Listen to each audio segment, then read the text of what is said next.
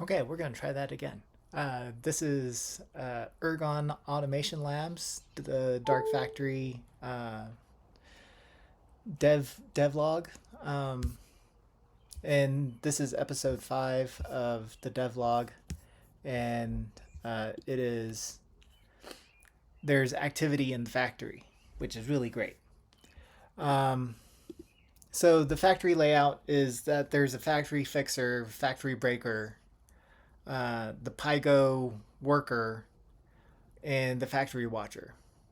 The fixer is the orchestrator, while the breaker is the tester and verifier of the changes that the other worker Pygo is doing.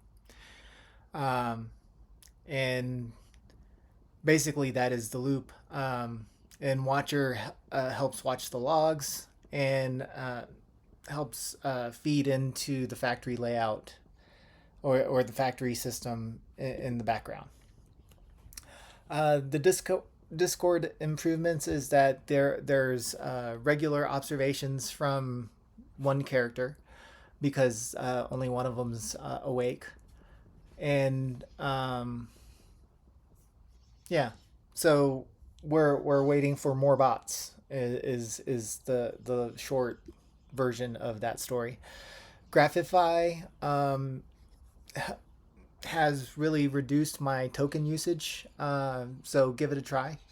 Um, I have it built into the system, so that it can reduce the token usage when it asks for code searches and basically help out the code workers, the factory workers. So this is the bridge communications. The bridge is the centralized location that the centralized subject on the NAT's backbone that allows the system to basically have access to the various bots that it should have access to without it needing to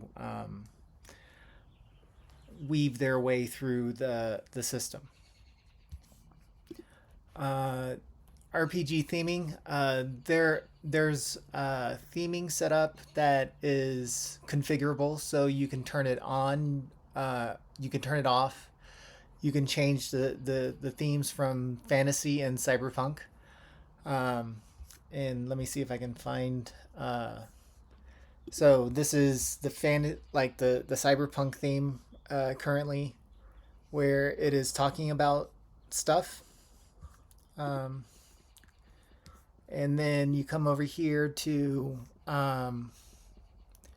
ops raw. Ops raw is the communication that the system sends without the theme.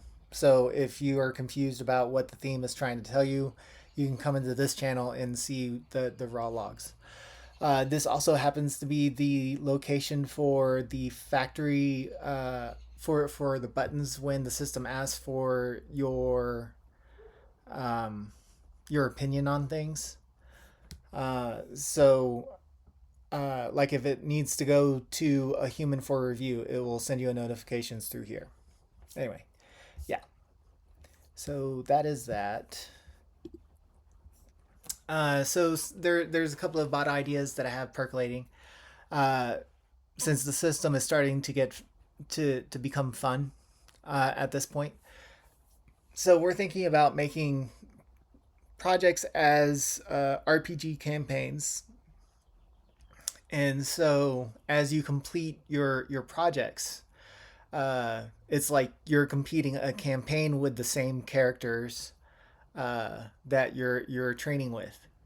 And for tasks, you have the party excursions, and your party members are the bots that you're modifying at the time. So if you're only modifying one other bot, then you only get one bot in your party.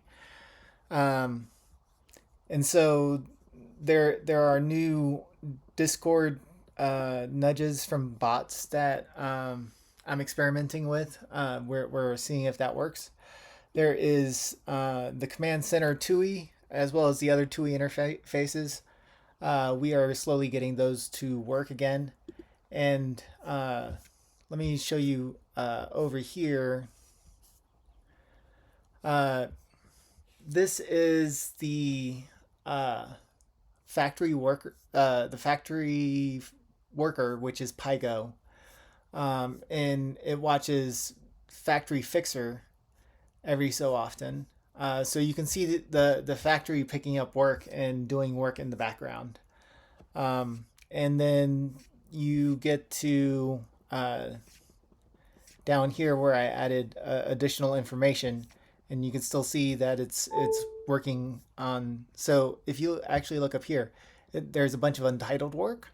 I think that was work that like the dispatcher just sent over for the system to work on, which is pretty neat to observe. All right, so over here on the left hand side, I explain what the right hand side is.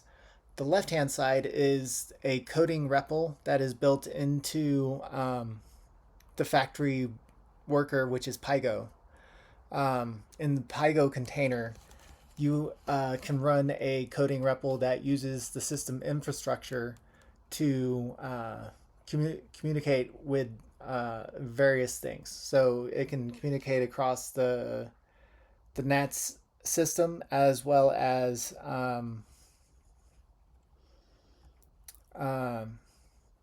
use the NATS LLM proxy in order for it to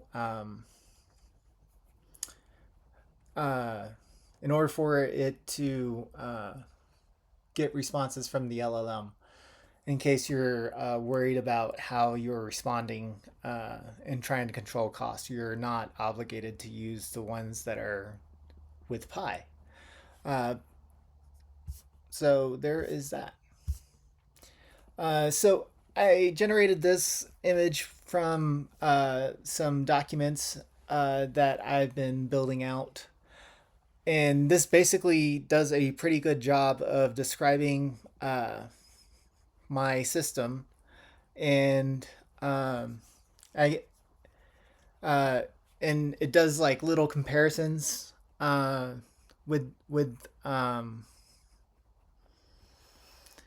with other competitors like OpenClaw and Hermes. Um, so as you can see, this is a current state. It's a running production system, like basically all running off of my laptop. Um, it's automatic self-healing, so I don't have to encourage the system to do work. The factory gets reminded of that through the dispatcher. And they're structured NATS and JSON, so the system knows how to interpret the requests that it receives in an easier fashion. There is a registry so that new bots can automatically be self-discovered and allow bots to message them into the system. And this intent-based routing, it basically gives the bots the veto, defer, and a different action capability as well. Yeah, that's it. Cool. Let's turn this off.